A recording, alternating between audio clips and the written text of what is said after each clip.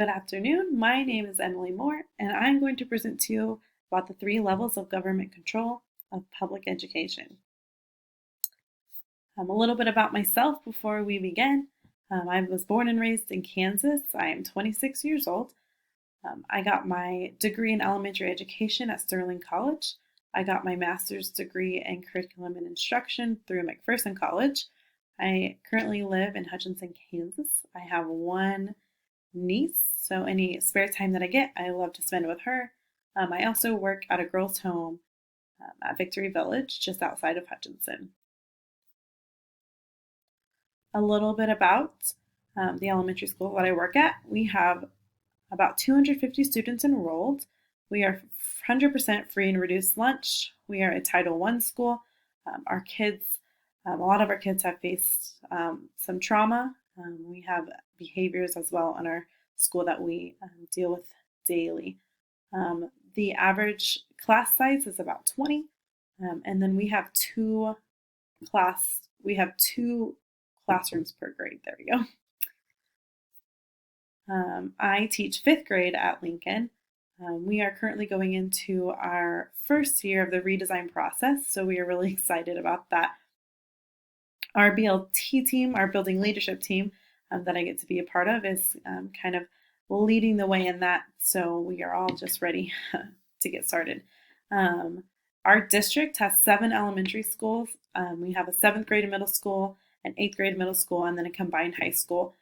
Our support that we get through our administration, especially at our elementary level, is just amazing. And then moving on to the support from the board and at the state level as well. So starting with that support from the federal government,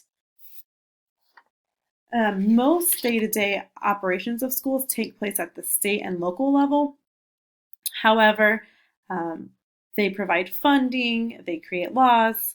The involvement was really interesting to see, just the increased involvement over the years from the federal government, as well as 4 principles that were mentioned. One being the federal government should ensure that no student is denied the right to equal educational opportunity based solely on race, ethnicity, gender, disability, or other protected status. The second principle is the federal government should provide funding to facilitate access to educational opportunities for high-need students, students in poverty, and students with disabilities. This would be like your Title I, IDEA. Those are a couple examples. Number 3, the federal government should support education, research and development, and the gathering and sharing of information about the nation's education system to inform policy and practice at state and local levels. Research does play a big part in providing new knowledge about all aspects of education. And then finally, the 4th principle is the federal government should, in a manner consistent with both its unique advantages and limited capacity, support the development of conditions to promote continuous improvement of state and local education systems. It can support and provide guidance for the local educational system. And then, of course, the federal government has the responsibility to ensure the right to a free and high quality education for all students K through 12.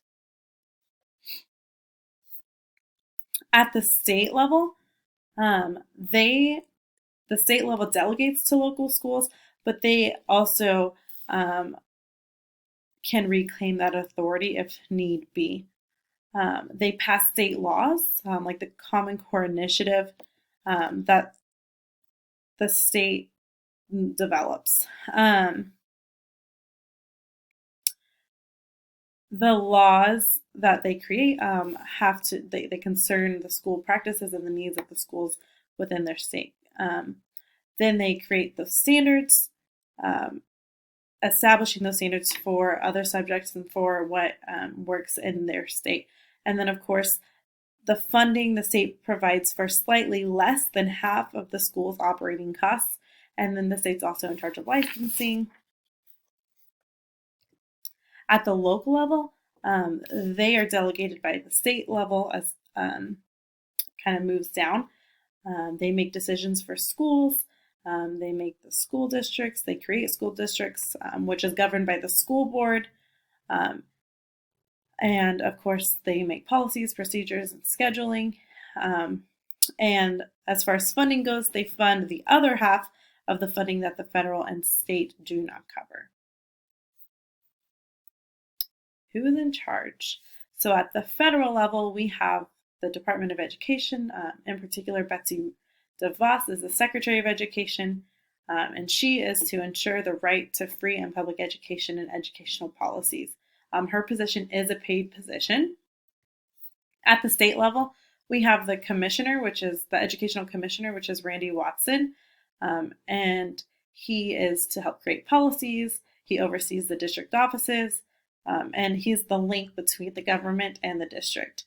His position is a paid position as well. At the local level, we have the superintendent and the Board of Education. The superintendent is kind of like the CEO of education.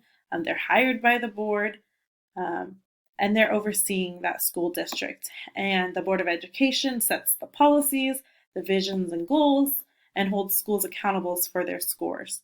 The superintendent is a paid position, and the board members are volunteers. As far as the power and control over public education, the federal government tells local and states what they want and kind of give that foundational guideline.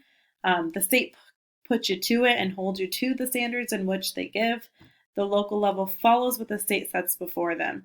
Of these three levels, the state has much power and control over public education. The components that were given, the first component, the local level has control over that component, as well as the second component, and that third component, the state has control, but I do believe that it needs to be done locally as well. As far as supporting educational success for students and adults, all of this supports the education success for all, as each of these levels work together to ensure that everyone is getting their needs met appropriately.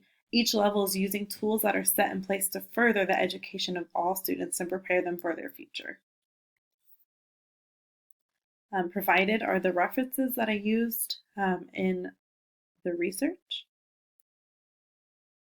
and the second page of references. And that is all I have. Thank you so much.